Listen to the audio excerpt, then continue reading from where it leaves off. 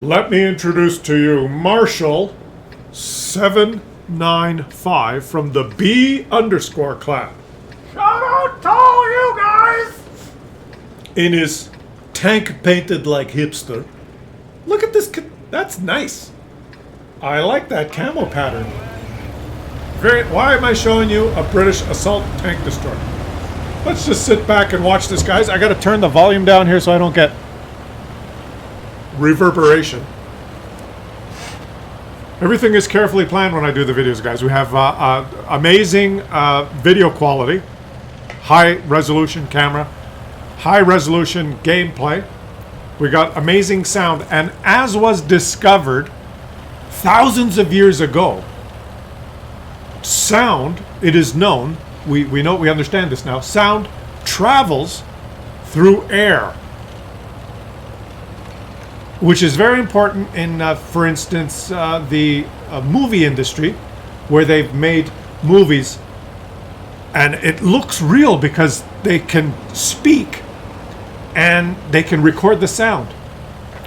And what I'm getting at is that you don't really need to have a microphone in front of your face while you're talking. It looks redonkulous and it's very unnecessary. Because sound travels through air. That's why when they made that movie Gone with the Wind, at the end, the guy didn't say, "Frankly, Scarlett, I don't give a damn." Because it would have been a pretty dumb movie with microphones in there, right? So, high technology is what we're using. What am I getting at here? Let's sit back and watch this British assault tanks. Look, I can move. Watch, guys. If you don't, there are those of you who don't believe me. I realize that. Some of you actually think the world is flat. Watch, guys. Sound travels through air.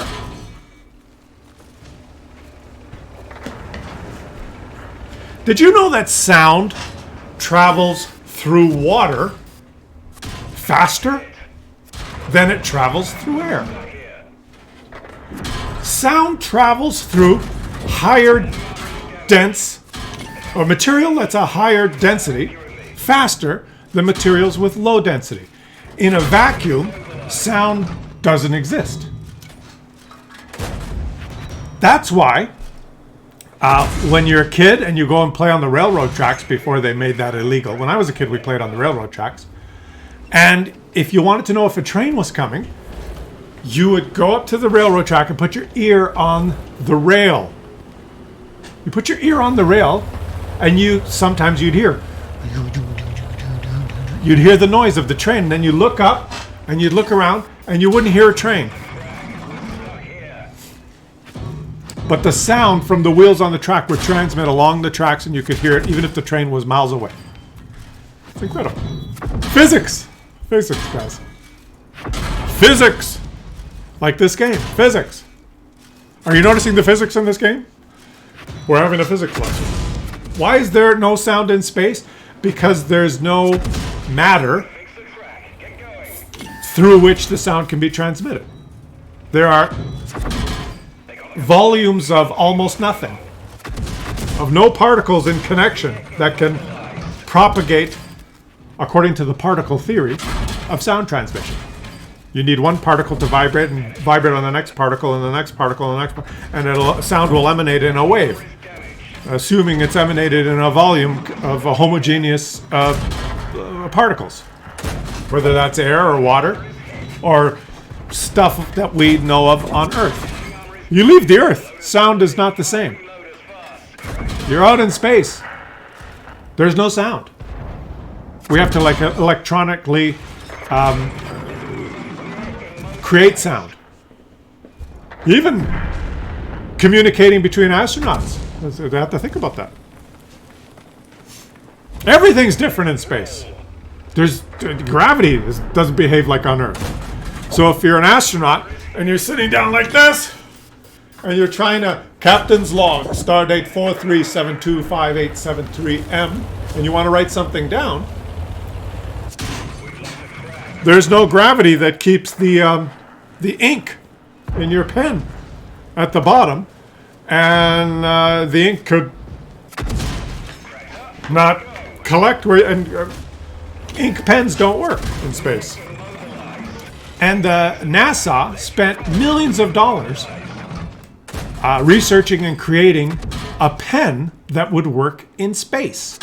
Millions of dollars and months and months and months of engineers that worked on this, and they invented a pen that would work in space. This is true for when we went to the moon.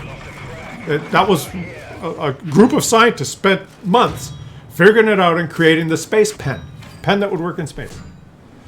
The Russians, on the other hand, they said we use pencil. It worked fine.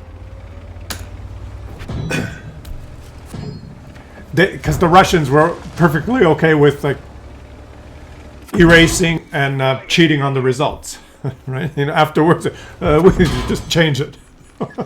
Americans got there at 3:30. Our log says 4:30. Wait, we changed. Russian 3:15. We were there first. That's why they use the pencil. What's going on? Oh yeah. Speaking of physics, guys, what are we witnessing? The greatest scout in the game.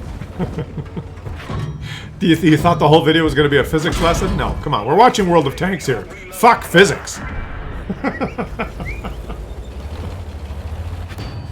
Physics. We're playing a pixel tank game. A Russian pixel tank game. Physics? Pfft. Hey, that thing I said about the pen, that's true. You can look that up. American scientists, engineers for the NASA program, the Apollo program, spent a lot of money and time inventing the space pen.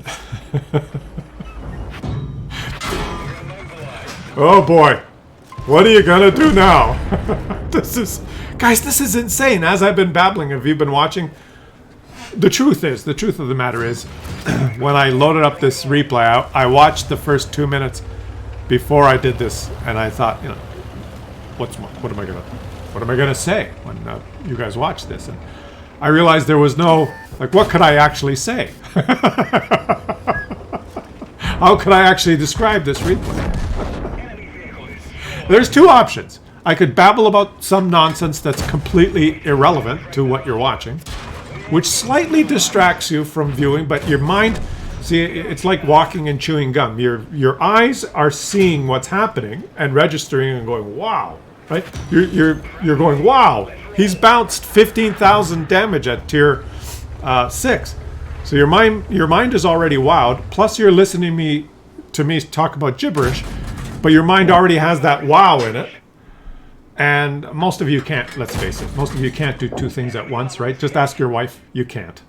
And so you're thinking wow, and some of the wow is spilling over into the concepts that I'm talking to you about. So I'm tricking you. It's a technique that it's also scientifically researched, that you can trick someone into believing that you're smarter than you are, because your brain is thinking, wow, look what's happening, and you're listening to me, and some of the wow spills over into what I'm saying. So when you leave the video, you're going to think, that was an amazing game, and boy, that Klaus Kellerman sure knows what he's talking about. That is a simple technique, and they've done studies on this. I'm not kidding. Where they have someone speaking, give a certain diatribe. They have a set thing that someone has to read, and they have a visual of like a moron, you know, like slapstick, like a guy that slips on a banana peel and falls down. Someone doing something stupid, right? So you watch that while you listen to the guy, or you watch something like profound while the guy reads the same thing, and they have 100 people watch the guy read that thing while they're watching the idiot fall on a banana, and 100 people listen to that guy speaking while they watch the Apollo moon landing or something like that, and then they ask questions. They ask a variety of questions so that it's not obvious why they're doing that, right? And one of the questions is, how smart do you think that guy was on a scale of 1 to 10? And that you have to bury that in about 10, 20 different questions, because if you just ask that question, people go, oh, I see what you're doing. You're trying to trick me.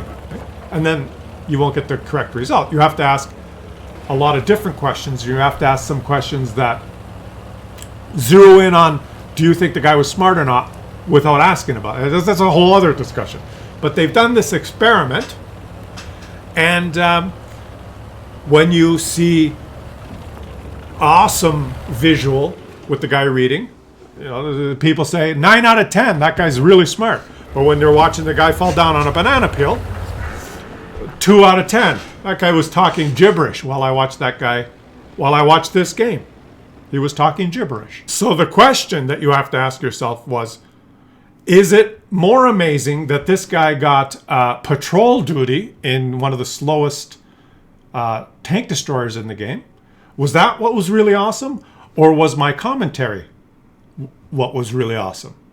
That's the question. Now, the fact that I actually explained to you those experiments and what would happen when you look at a visual receptors and audio receptors, and how you know do it, balancing two things at once, and how one affects the other. How I explained it to you, and how I let you watch the game that was obviously obvious, and I explained the experiment, and then asked you the question: was his game what was awesome, or was my commentary awesome? The fact that I presented it to you with an explanation of how you can trick people, and I laid it all out for you.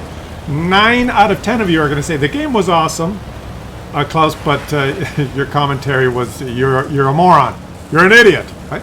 I know that. Right? I already know what the answer to because you can easily lead people and manipulate them into answering however you want. That's how they do polls. They ask a question that they know what the answer will be, right? Now, if you watch the first video with the same commentary, and then I just asked the question, if the question I asked at the end was, how many of you thought that the commentary and the video, did that spark anything profound in how you think and how you observe things? The smart people would be able to connect the profound connection between visual and auditory communications. A lot of you would say, yeah, I get that. Yeah, it was pretty profound. I don't know if I agree. You're a moron, but I think that was pretty profound. You would probably say that. And then I could say, see, they thought I was profound. Obviously, I must be pretty smart if they thought I was profound. 9 out of 10 people thought Klaus was profound. Proving that he's smart. You can prove whatever you want with whatever question you ask. Now, that guy that went around the corner there, this guy right there, he's a moron. Because he's probably played 82,000 games. 17,000 of which were on this map. And 16,999 previous games he's went around that corner. No, wait. Half of them he spawned on the other side. So half of 60 is 8,542 times previously he's gone around that corner and exploded. And he's probably saying, I don't get this game.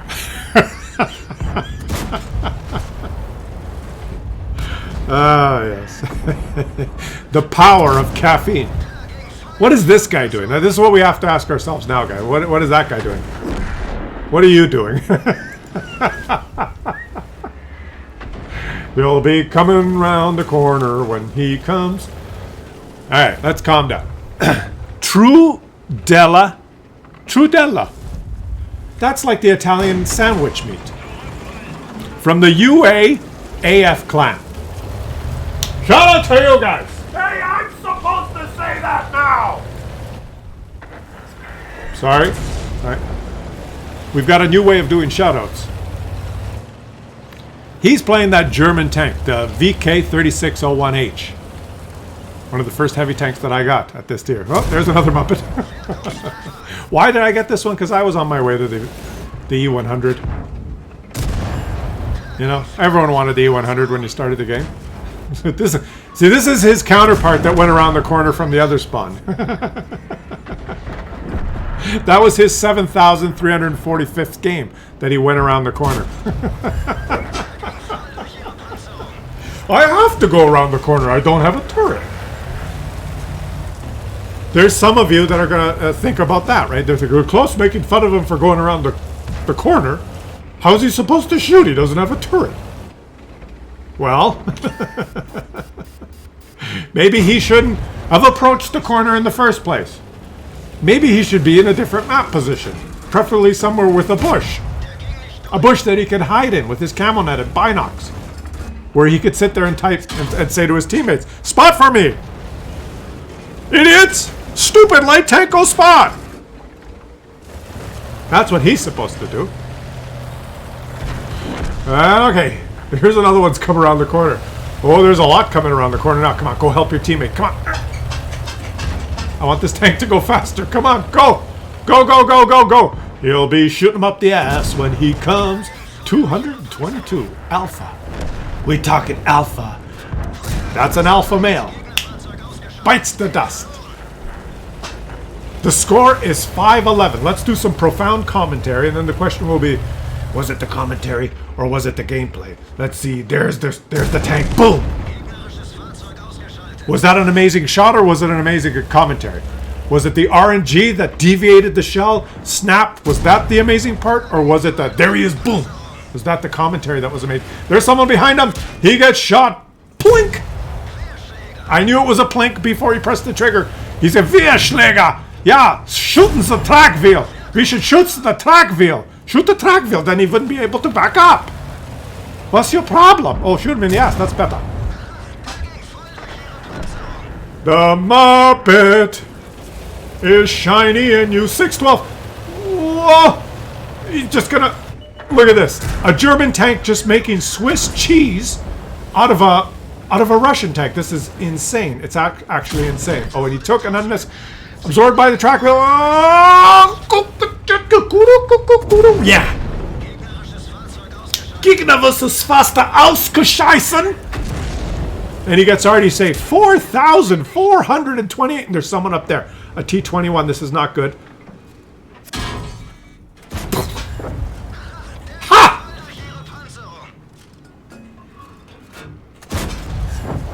Erwischt! Holy shit!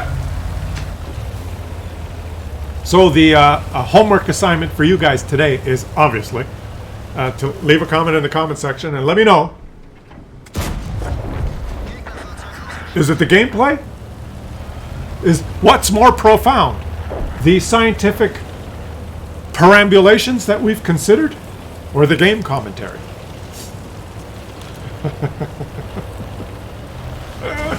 Oh! Daddy! I found him! How did he do it? How? Redonkulous. Well, we all know how sound travels now, right? We all know how sound travels. And all he has to do now is find the Muppet who's zooming forward. Daddy, I don't have a turret. I had to drive around the corner.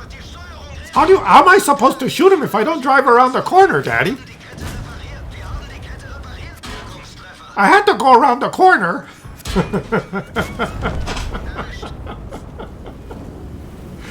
Ay caramba. Well, that was an amazing game. Leave some comments in the comment section, guys. I mean, thumbs up. Subscribe to the channel if you're enjoying the content. And check this out, guys. 1, 2, 3, 4, 5, 6, 7, 8, 9, 10, 11, 12, 13, 14, 15, 16, 17, 18, 19, 20, 21, 22, 23 players under 1,000 damage. Yeehaw! I'll catch you guys on the next one.